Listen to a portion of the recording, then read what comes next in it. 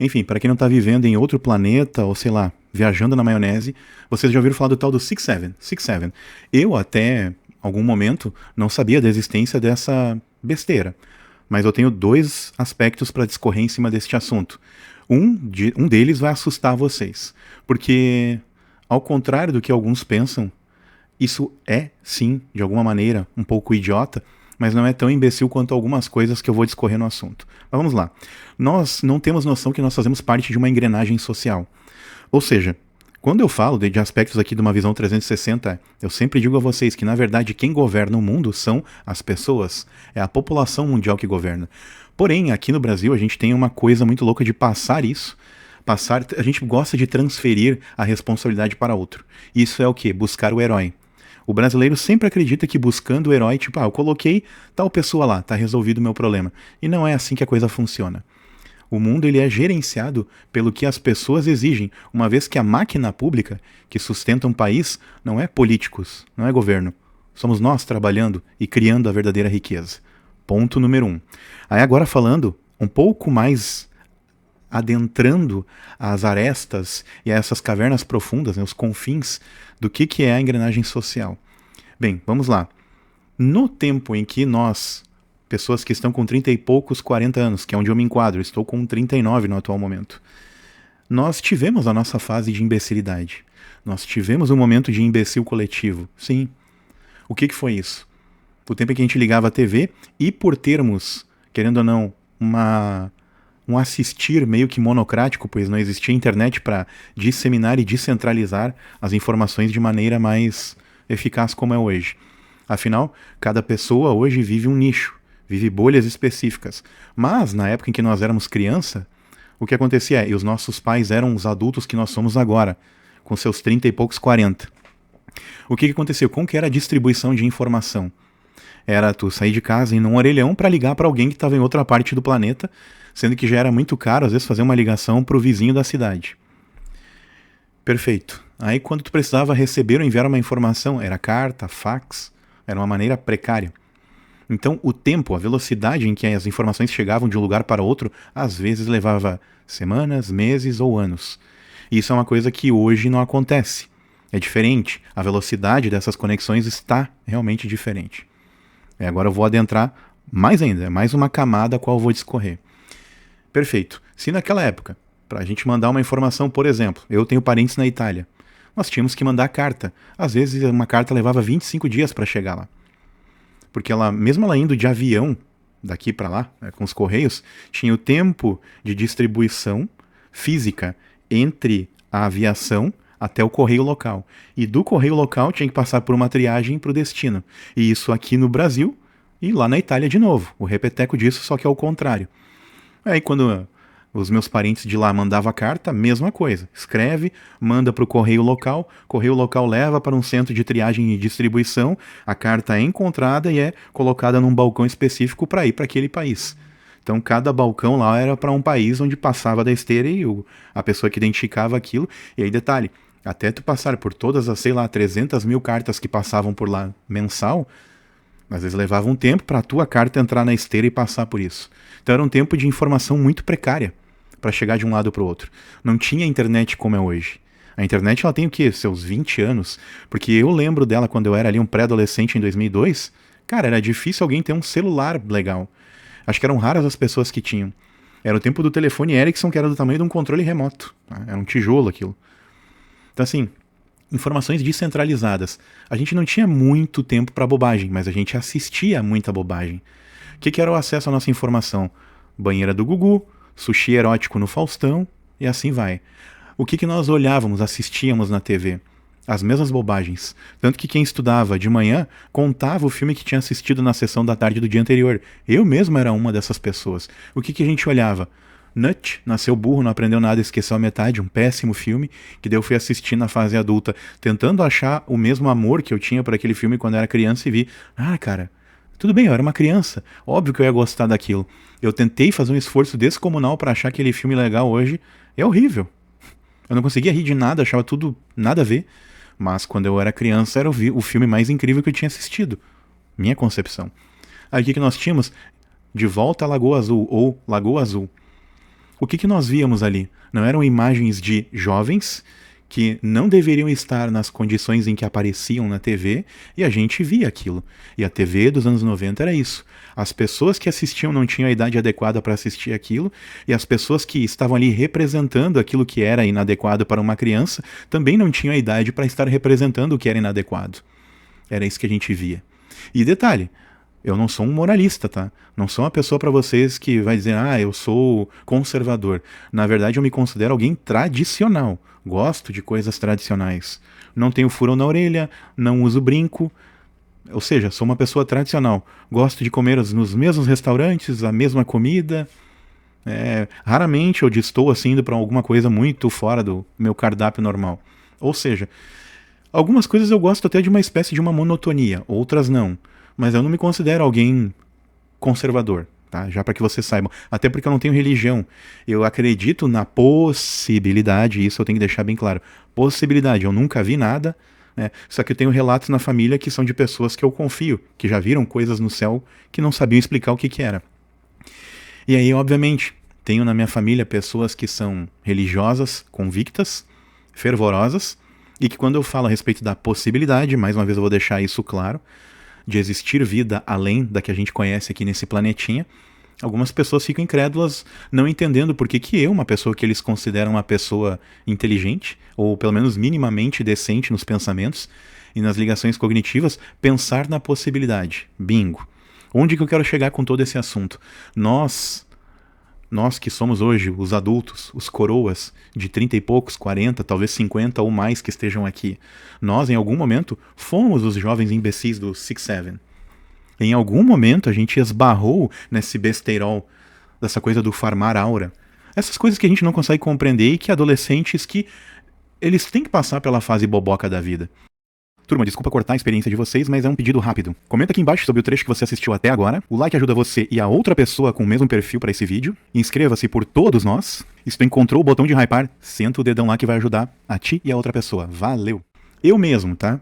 2002, eu tinha 14 anos. Eu andava com roupa toda rasgada, né, calça super colada, calça rasgada, numa época em que calça rasgada não era moda.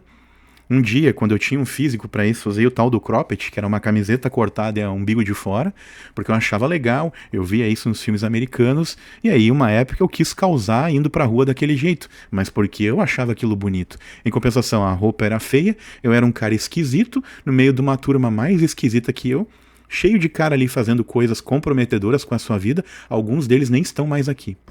E aí? Eu andei com essa turma. Eu me orgulho disso? Não. Mas eu também não me envergonho porque se eu não tivesse passado por essa fase boba da vida, eu talvez seria um adulto que, sei lá, estaria hoje fazendo bobagem. Assim como eu vi amigo meu, que é ligeiramente mais novo do que eu, cara, o cara tava pegando mulher casada. Tá? Até bem pouco tempo atrás. E eu dizendo, cara, tu não tá na fase de fazer isso. Isso se faz quando tu tem 15, 20 anos. E sim, eu falo de 15, 20 anos porque eu com 14, eu tô com 39, eu com 14 já pegava alguém, tá? E esse alguém era uma mulher mais velha, com seus 19 anos, já estudando na faculdade e já com um emprego bem interessante. Era uma pessoa que já ganhava, na época, assim, sei lá, 2 ou 3 salários mínimos, ou mais. E eu tô falando lá, ano de 2002. Passado um tempo, eu com 18, 17 para 18, comecei a namorar uma chefe de RH, que já tinha na época seus 25 anos, eu com 17, 18, e eu não menti a idade não, cheguei no papo reto e falei, eu tenho tal idade, mas eu tô disposto a namorar contigo, e foi assim, minha vida, eu sempre fui precoce em algumas coisas, e só que eu tive a fase do besterol com 14 anos, eu tive a fase de fazer bobagem, farmar aura e tal. Por isso que eu olho pra esses jovens de hoje, é besta. Só que eu penso, melhor que eles façam essas besteiras agora enquanto eles têm, sei lá, 12, 14, porque hoje uma criança de 12 já é alta pra caramba, né? Ontem mesmo numa reunião que eu fui, eu fiquei impressionado. Eu vi mulheres de 25, 30 anos, no aspecto que eu enxergava, quando abriram a boca falaram, tenho 16, tenho 17, meu Deus, mas a mulher é mais alta do que eu. E os caras também. Aliás, os caras é engraçado que os caras parecem realmente mais novo. Não tem barba, uma voz muito fina, muito aguda. Enfim, tu vê que tem pouca testosterona, que os caras não são parrudos, eles são quase que esqueléticos. As gurias são mais robustas que eles, mas enfim. E aí digo pra vocês, o que é melhor? um adolescente bobão, com seus 14, 15, 17, fazendo bobagem de uma criança, né? Ou seja, de um adolescente bobão, aquela coisa meio... que a gente vê, eu sei, vai passar um tempo, ele vai olhar para isso, ele vai entender que isso foi ridículo. Mas é melhor que façam na juventude do que quando chegar na fase adulta. Logo, eu não os defendo. Eu acho que eles deveriam estar fazendo coisas mais produtivas. Mas em compensação, o que será que no período em que quem nasceu em 87, quem nasceu em 70, quem nasceu em 80, quem nasceu ali do meio de 90 para frente e tá com seus quase 30 ou 30 hoje, quem sabe, na fase em que nós tínhamos 15 anos, o nosso farmar aura era olhar a banheira do Gugu, era ficar falando no outro dia dos Cavaleiros do Zodíaco. Não vou esconder isso hoje, mas tenho vergonha de dizer. Isso me envergonha. Até os 17, 18 anos eu ainda gostava de olhar Power Rangers escondido. Hoje não me envergonha falar. Claro que hoje eu olho para aquilo, putz, não tem a menor graça. Mas eu olhava e eu sabia, cara, eu sei, isso aqui é uma coisa para criança, isso aqui é para vender produto. Eles estavam muito mais preocupados ali em vender brinquedos, né? Não era uma coisa séria. Mas tava passando aquela bobagem, eu parava e olhava, ficava ali, quase que de boca aberta. Da mesma maneira como até hoje, quando tá passando o filme Nárnia, eu paro e fico olhando. Claro, se eu não tenho um compromisso, né? E aí começa a rodar o filme, principalmente ali o segundo e terceiro terço do filme, que é a hora que tem as cenas boas. Cara, eu olho aquilo e fico hipnotizado olhando.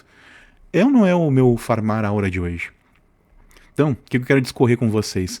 É uma bobajada o que o pessoal tá fazendo? Sim. Me envergonha ver quando tem adultos ali no meio? Sim. Mas agora eu digo pra vocês, pelo menos essa turma tá ali fazendo uma bobagem, mas não tá fazendo coisa ruim. Claro, eles deveriam estar mais preocupados em fazer um cursinho. Como diz até um humorista aqui do Sul, vai fazer um Senai. Eu fiz Senai. E digo pra vocês, foi muito bom que eu fiz. Eu fiz dos 16 aos 18, tá? Foi por causa daquilo que depois eu consegui aportar a minha entrada em uma empresa de uma indústria pneumática. Foi o meu primeiro emprego de carteira assinada, fora o período em que eu era cotista do Senai. Ou seja, uma empresa pagava meio salário para que eu estudasse e o outro meio salário dava ao Senai. Ou seja, eu me pagava, inclusive sem trabalhar, aquilo ajudava a pagar algumas das contas da casa. E eu ainda conseguia ir para esse curso e conseguia comprar o tal do pastel lá, do tiozinho que levava pra gente. Bom, então analisem isso e pensem se vocês daqui a pouco não estão pegando muito pesado com essa história do 6-7. Eu acho uma bobagem? Sim, eu acho uma bobagem. Não acho aquilo legal. Eu fico olhando para aquilo e pensando, pô, eles podiam estar fazendo uma coisa mais produtiva? Sim. Mas, cara, isso daqui a pouco, nesse campeonato de bobagem que eles estão, daqui a pouco o teu filho, a tua filha, tá lá e, pô, fiquei cuidando lá daquela guria. Ou, pá, aquela guria ficou olhando aquele cara, aquele rapaz, sei lá como é que vocês classificam aí. E daqui a pouco ali rola uma conexão, acabam ficando juntos, acabam desenvolvendo, melhorando, e quem sabe naquilo ali o cara já encontra ali o amor da vida dele, ou ela encontra o amor da vida dela. E aí tu pensa, pô, se eu não tivesse ido naquele campeonato de besterol, isso, gente, de fazer esses campeonatos em praça, é bem menos nocivo do que eu com 14 anos, que a minha mãe nem sabia onde é que eu tava na ocasião. Peguei uma turma, alugamos uma Topic na época, e a gente foi num show, um tal do Patrola. Era uma festa que tinha de um programa de TV local que reunia as bandas gaúchas aqui. 2002 isso. O que a gente fez? Com 14 anos, eu e aquela turma de desengonçados e desajustados, a gente comprou um garrafão de vinho, alguns portavam algumas substâncias, né, de ervinha, e a gente foi lá e foi nesse tal show. O que aconteceu em um dado momento? Deu o que a gente chama de arrastão. As pessoas saíram lá roubando uma galera, e aí daqui a pouco essa turma chegou próximo. Na correria, pra gente fugir do arrastão, a tal da Rita, que é uma menina que eu só vi aquele dia e nunca mais ouvi na vida, ela fumando, sendo que ela era menor de idade também, ela apagou o cigarro aqui no meu queixo. Na época eu não tinha barba. Tá? E o porquê disso? Na hora da correria ela levou o cigarro pra trás e aqui. Aí fiquei eu com aquela marca de queimado aqui. Podia não ter ficado. E era cigarro de verdade, tá? Mas tinha a turminha que se escondeu pra estourar a bomba. Vamos comentar assim. Estourar o rojão. E esses caras andavam comigo. Eu nem sei se eles estão vivos hoje. Então, o que eu digo a vocês, tá? Cara, eu tava num troço muito mais improdutivo lá, muito mais sem fundamento. Eu tinha 14 anos. Eu poderia talvez nem estar aqui conversando com vocês, dependendo do que acontecesse lá naquele dia. E eu digo pra vocês, hoje se eu visse O meu filho, por exemplo, caso eu tivesse lá fazendo 6-7, tentando farmar a aura, desde que ele não estivesse muito longe de casa e eu soubesse, ele tá lá, mas não tá aprontando, é idiota? Sim. Mas tá fazendo mal pra alguém? Não, talvez pra ele mesmo. Mas quem sabe, não. É uma bobagem? Eu acho. Mas assim, quem sabe todos nós tivemos o nosso 6-7 um dia. E eu acho que os nossos 6-7 até eram mais perigosos. O detalhe é que não tinha ninguém na internet pra criticar. Ninguém tava com uma câmera filmando. A gente fazia as idiotices da gente sem ninguém ver. Ou seja, não tiro nada do que eu acho um besteirol. Mas eu também creio fortemente que nós tínhamos o nosso besteirol. Só que a gente não tinha ninguém filmando. Nós não tínhamos os nossos pais, que hoje são os avós dessa geração, comentando que aquilo era uma bobagem. Mas eu garanto que em casa os nossos pais viam um monte de coisa que eles olhavam, bah, que coisa idiota isso aqui. Ou que coisa idiota que ele gosta de assistir na TV. Bingo!